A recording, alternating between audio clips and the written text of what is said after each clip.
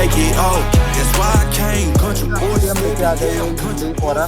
कुछ इस तरह से की आपको इस गाड़ी में मिल जाती है, जिसमें आपको लॉक अनलॉक और बूट ये होल्ड करने पे बूट ओपन हो जाता है। और फ्लिप की है आपको इस गाड़ी में, कभी पुश स्टार्ट बटन नहीं मिलता, तो कुछ इस तरह से आपको फ्लिप की मिल जाती है। अगर स्ट्रेट अवे गाड़ी की बात करें और इंजन में ओपन करें तो इस गाड़ी में आपको मिलता है 1.2 लीटर का नेचुरली एस्पिरेटेड के सीरीज Hyundai का इंजन मिल जाता है। कोई भी आपको यहाँ पे आइसोलेशन नहीं मिलता है। ये सीएनजी वाला वेरिएंट है, तो बेसिकली सीएनजी वाले वेरिएंट में आपको पावर थोड़ी कम मिलती है। इस वाले इंजन में आपको 68 bhp का पावर मिलता है, साथ में 96 Nm का टॉर्क। अगर आप पेट्रोल वाला वेरिएंट लेते हो तो उसमें 86 bhp का पावर और साथ ही में आपको 130 Nm का टॉर्क मिल जाता है। कोई भी इंस्टॉलेशन आपको यहाँ पे प्रोवाइड नहीं किया गया है, कुछ नीट एंड क्लीन आपको अच्छा सा इंजन कवर मिलता है। अगर ये जो बोनेट की बात करें तो मतलब ज़्यादा हल्का भी नहीं बोलोगे, ज़्यादा भारी भी नहीं बोलोगे। इसकी एनकैप रेटिंग अभी तक Hyundai ने करवाई नहीं है, तो इसकी कोई भी एनकैप रेटिंग हमारे पास नहीं है। अगर गाड़ी की बात करें, ये एस मॉडल है। एस मॉडल में आपको कोई भी LED लैम्प्स या प्रोजेक्टर्स नहीं मिलता है, आपको नॉर्मल हेलोजन बल्ब मिल जाते हैं। साथ ही में यहाँ पे आपको DRLs मिल जाती है। ये आपको एस मॉडल में ना पियानो ब्लैक मिल जाता है, थोड़ा गंदा हो रखा है, सिर्फ पियानो ब्लैक मिल जाता है। सेंटर में आपको Hyundai का लोगो मिल जाता है। अगर गाड़ी की लुक की बात करें तो कुछ इस तरह से आपको लुक मिलता है। यहाँ पे है ना हाइपर स्टाइल आपको जो व्हील कवर मिल जाता है। कोई भी आपको एलो व्हील नहीं है, लेकिन हाँ ये लुक एलो व्हील जैसा ही देता है, लेकिन हाइपर स्टाइल व्हील कवर मिल जाते हैं। फेंडर पे ही आपको टर्न इंडिकेटर और साथ ही में ORVM बॉडी कलर मिल जाते हैं। कुछ इस तरह से गाड़ी साइड से दिखती है। इनके जो ग्राउंड क्लियरेंस है, टायर साइज़ है, टायर साइज़ इसमें R15 इंच के आपको टायर मिल जाते हैं। जो इनका बेस वेरिएंट है ई वेरिएंट, वहाँ पे आपको 14 इंच के टायर मिलते हैं, लेकिन यहाँ पे आपको प्रॉपर 15 इंच के टायर मिलते हैं। फ्रंट डिस्क ब्रेक है, पीछे ड्रम ब्रेक आपको मिल जाती है। कुछ इस तरह से का लुक दिखता है गाड़ी में। आपको जो वी पिलर है वो पूरा ब्लैकआउट दिखता है, तो इन्हांस करता है इसके लुक को, है ना। इसके ग्राउंड क्लियरेंस और हाइट वो आपको स्क्रीन पे विजिबल हो रही होगी। अगर बैक की बात करें तो इस गाड़ी में आपको बैक अच्छा खासा, पहले वाले जो मॉडल थे ना उसमें ये आपको नहीं मिलता था। ये ऐड करने के बाद, स्पॉइलर ऐड करने के बाद बैक लुक है वो काफ़ी इन्हांस हो गया है।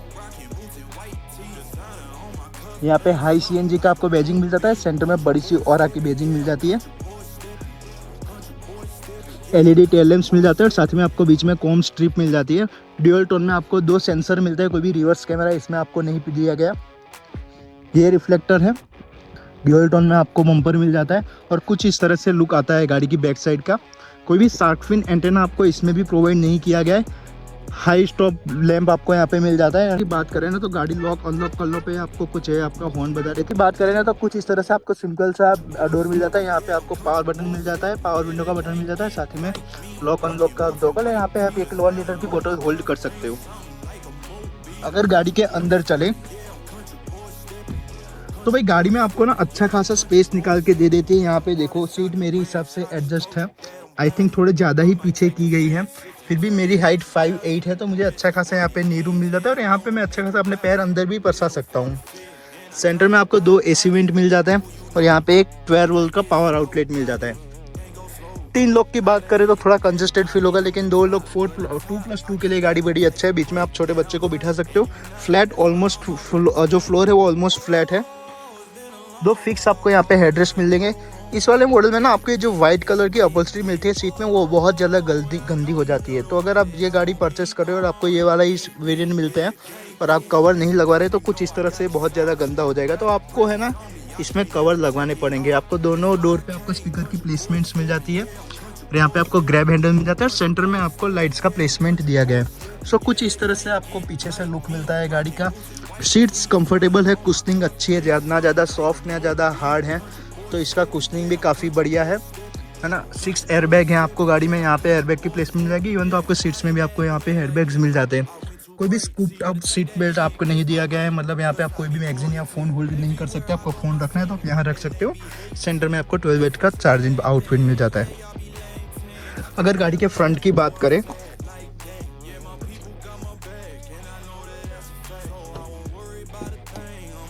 सो कुछ इस तरह से फ्रंट डोर मिलता है आपको गाड़ी का। यहाँ पे आपको पावर विंडोज़ के बटन मिल जाते हैं। आपको देखो 1 लीटर की बोतल रखी हुई है, तो आराम से 1 लीटर की बोतल आप यहाँ पे रख सकते हो। साथ में तो अच्छा थोड़ा खासा आपको यहाँ पे स्पेस मिल जाता है। स्पीकर की प्लेसमेंट दी गई है। कोई भी ट्विटर आपको यहाँ पे प्रोवाइड नहीं किया गया है। यहाँ से डोर अनलॉक और यहाँ पे 4 वे आपको एडजस्टेबल, मैन्युअली एडजस्टेबल सीट मिल जाता है। आप हाइट और रिक्लाइन एंगल अपना सेट कर सकते हो। यहाँ से बूट ओपन कर सकते हैं, यहाँ से फ्यूल गेज भी ओपन कर सकते हो। अगर बूट की बात करें तो ये बटन होल्ड करने पर बूट ओपन हो जाता है, अनलॉक होता है। और यहाँ पे आपको 10 kg का सिलेंडर मिल जाता है।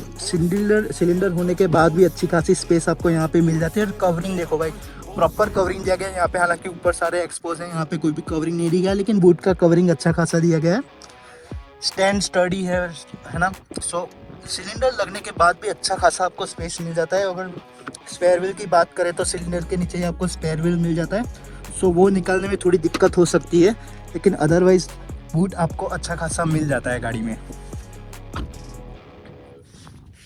अगर गाड़ी के इंटीरियर की बात करें ना, कुछ इस तरफ से आपको इसका लेआउट मिल जाता है ना। सेंटर में आपको यहाँ पे पूरा स्टीयरिंग व्हील मिल जाता है। कोई भी फ्लैट बॉटम स्टीयरिंग व्हील आपको यहाँ पे नहीं प्रोवाइड किया है, लेकिन यहाँ पे आपको ऑडियो के कंट्रोल्स मिल जाते हैं और साथ ही में आपको यहाँ पे MID के कंट्रोल्स मिल जाते हैं। सेंटर में आपको 2 DIN का ऑडियो सेटअप दिया गया है, ब्लूटूथ कनेक्टिविटी के साथ है। और यहाँ पे 2 AC वेंट और सेंटर में आपको मैनुअल AC प्रोवाइड किया गया है। यहाँ पे आपको 12 वोल्ट का पावर आउटलेट मिल जाता है, साथ ही में USB आउटलेट और एक Type-C आउटलेट भी आपको यहाँ पे प्रोवाइड किया गया है। अगर बात करें गाड़ी के सेंटर की, तो यहाँ पे आपको 5 स्पीड मैनुअल गियरबॉक्स मिलता है। यहाँ पे आप अपना फ़ोन या कुछ भी स्टफ रख सकते हो। कोई भी इस वाले S मॉडल में आपको हैंड रेस्ट प्रोवाइड नहीं किया जाता। अगर डैशबोर्ड की बात करें ना, तो ट्रिपल कलर लेआउट में आपको डैशबोर्ड मिलता है। यहाँ पे आपको ब्लैक हार्ड प्लास्टिक मिलता है, साथ ही में यहाँ पे कुछ copper finish with design element दिया गया है। यहाँ पे आप छोटा मोटा अपना स्टफ रख सकते हो। और साथ में ग्लव बॉक्स अच्छा खासा डीप है, लेकिन कोई भी कूल्ड ग्लव बॉक्स आपको यहाँ पे प्रोवाइड नहीं किया गया है। तो कुछ इस तरह से आपको इसका पूरा इंटीरियर लेआउट मिलता है। यहाँ पे आपको जो डोर वाइजर मिल जाते हैं, सेंटर में आपको लाइट्स मिल जाती है। जो IRVM है आपका वो मैन्युअली है, डे टाइम रनिंग IRVM है, लेकिन मैन्युअली ऑटो डेमिंग IRVM नहीं मिल जाता है। अगर इंस्ट्रूमेंट क्लस्टर की बात करें ना, तो आपको यहाँ पे टैकोमीटर मिल जाता है, साथ ही में आपको CNG का गेज मिल जाता है। यहाँ पे आपको स्पीडोमीटर, यहाँ पे पेट्रोल का गेज मिल जाता है। बीच में छोटी सी MID है, जो यहाँ से इस वाले बटन से कंट्रोल कर सकते हो। सो इस वाली MID में भी आपको अच्छी खासी इन्फॉर्मेशन दी गई है, जैसे कि यहाँ पे आपको स्पीडोमीटर मिल जाता है। अगर यहाँ पे बात करें तो ट्रिप A ट्रिप B के सेटिंग मिल जाते हैं। साथ ही में आपको बहुत सारी इन्फॉर्मेशन, जैसे कि अब टॉगल करें तो यहाँ पे आपको टायर प्रेशर मॉनिटर भी मिल जाता है कि कौन से टायर में कितना प्रेशर है। तो S मॉडल में ये वाला फीचर्स आपको मिल जाता है। और एक बार और प्रेस करें सेटिंग में, तो आपको बहुत सारे सेटिंग्स मिल जाते हैं, जैसे कि door, lights, service interval, other features, language, reset करना है तो रीसेट। यहाँ पे ना आपको यहाँ पे पडल लैंप्स भी मिल जाते हैं, फुट लैंप्स। सो उनको कंट्रोल करने के भी सिस्टम यहाँ पे है। साथ ही में यहाँ पे राइट साइड में आपको जो इंडिकेटर के जो डॉगल है वो मिल जाता है, और साथ में आपको वाइपर्स के कंट्रोल्स मिल जाते हैं। स्टीयरिंग होल्ड करने में काफ़ी अच्छा है। कोई भी लेदराइज स्टीयरिंग व्हील नहीं मिलता है आपको। यहाँ पे सिल्वर एक्सेंट से स्टीयरिंग व्हील मिल जाता है। आप आफ्टर मार्केट आपको एक कवर लगवाना पड़ेगा। सो कुछ इस तरह से लेआउट है Hyundai का, Hyundai Aura S मॉडल का। आपको कैसा लगा मुझे कमेंट में जरूर बताना। इसके AC वेंट्स मुझे ये वाले जो है ना, जो साइड डोर वाले, वो काफ़ी अच्छे लगते हैं। अदरवाइज इस वाले AC वेंट में क्या होता है, over the longer period of the time जो अंदर वाले जो पार्ट्स है ना, वो छूट जाते हैं, वो टूट जाते हैं, तो वो बहुत रेटलिंग नॉइस क्रिएट करते हैं। सो बेसिकली ये बहुत स्टर्डी फील होता है। आपने देखा होगा तो पहले की जो सेंट्रो आती थी Hyundai की, उसमें भी कुछ इस तरह से आते थे। सो विच इज़ वेरी गुड। इससे सराउंडिंग भी आपको कॉपर का पूरा ट्रीटमेंट दिया गया है। अगर यहाँ पे बात करें ना, तो आपको चारों पावर विंडोज़ के कंट्रोल मिल जाते हैं। यहाँ पे आपको ORVM के कंट्रोल मिल जाते हैं। हाउ यार आपको ये ORVM ना इलेक्ट्रिकली फोल्डेबल नहीं मिलते हैं। So you can electric control the ORVM, but you can't fold the ORVM from here, है ना। और यहाँ पे आपको हेडलाइट लेवलिंग और यहाँ पे CNG और पेट्रोल में स्विच करने का ऑप्शन मिल जाता है। की बात करें तो आपको कोई भी पुश स्टार्ट बटन यहाँ पे नहीं मिलता है। आपको नॉर्मल जो की फॉब इंसर्ट करना पड़ेगा। सो कुछ इस तरह से लेआउट है Hyundai Aura का। अब चलते हैं इसकी छोटी सी राइड पे। फ्लिप की मिलती है आपको यहाँ पे। स्टार्ट होने पर कुछ ऐसा सा साउंड आता है। एक बार इंजन इंसुलिन भी आप चेक कर लीजिए। काफ़ी साइलेंट और रिफाइंड इंजन है इसका। और सरप्राइजिंगली गाड़ी ना यहाँ पे CNG में ही स्टार्ट होती है। देखो जैसे स्टार्ट हुई गाड़ी CNG में कन्वर्ट हो गई। मतलब स्टार्ट पेट्रोल में होती है, लेकिन विदिन अ सेकेंड और 5 CNG में कन्वर्ट हो जाती है। AC अपन इसका हल्का हल्का स्टार्ट रखेंगे। और कोई भी आपको RPM फ्लक्चुएशन यहाँ पे नहीं दिखेगा। आप आई डोंट नो आपको स्क्रीन पे विजिबल है कि नहीं, लेकिन यहाँ पे आपको कोई भी RPM फ्लक्चुएशन नहीं मिलता है। अगर स्टीयरिंग की बात करें तो काफ़ी लाइट स्टीयरिंग है। आप एक फिंगर की टिप पे इसको कंट्रोल कर सकते हैं। Hyundai की स्टीयरिंग काफ़ी बढ़िया लाइट आते हैं। और साथ ही में क्लच, अगर क्लच की बात करूँ ना, तो काफ़ी लाइट क्लच है ना। इसमें कोई दिक्कत की बात नहीं आती, काफ़ी लाइट क्लच है। तो अगर बात करें इनिशियल कार की, तो विदाउट एनी एक्सेलरेशन कार आराम से उठ जाती है, कोई भी दिक्कत आती नहीं है। सो बेसिकली ये सीएनजी वाला वेरिएंट है। मैंने जैसे पहले आपको बताया, सीएनजी वाले वेरिएंट में आपको 68 bhp और 68 bhp एंड 98 Nm का टॉर्क मिलता है। जहाँ की पेट्रोल वाला वेरिएंट लेते हो तो पेट्रोल वाले वेरिएंट में पावर फिगर्स कुछ डिफरेंट है। वहाँ पे आपको 86 bhp एंड 130 Nm का टॉर्क मिलता है। सो आपको वो पेपीनेस चाहिए, वो एक क्विक ओवरटेकिंग वाला सीन चाहिए, तो आप है ना पेट्रोल के लिए वेरिएंट के लिए जा सकते हैं। लेकिन सीएनजी में आपको पावर में थोड़ा कॉम्प्रोमाइज करना पड़ेगा, है ना। तो कुछ इस तरह से गाड़ी चलती है, कोई इसका क्विक रिस्पॉन्स नहीं है, आराम से चलाना पड़ता है क्योंकि इतना पेपी इंजन, क्योंकि माइलेज के लिए इसकी जो पावर है ना वो कम की गई है कंपनी के द्वारा। इसी कार में नहीं, आप किसी भी गाड़ी में अगर कंपनी फिटेड सीएनजी वाली कार लेते हो तो वो एवरेज, वो माइलेज, वो नंबर मैचअप करने के लिए कंपनियां क्या करती है, पावर की जो डिस्प्लेसमेंट है, पावर का जो पावर निकालता है इंजन का डिस्प्लेसमेंट, वो कम कर देती है।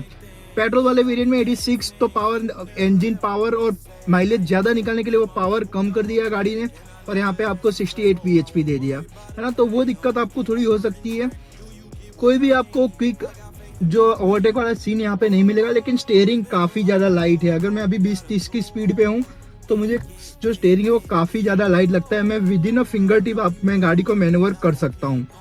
सो वो काफी ज्यादा बढ़िया चीज है। कुछ खूबियां है, कुछ खामियां है इस इंजन की। फर्स्ट तो बात करें ना, जो इसके गियर शिफ्ट है वो काफी स्मूथ है, काफी स्मूथ इसके गियर शिफ्ट हो जाते हैं।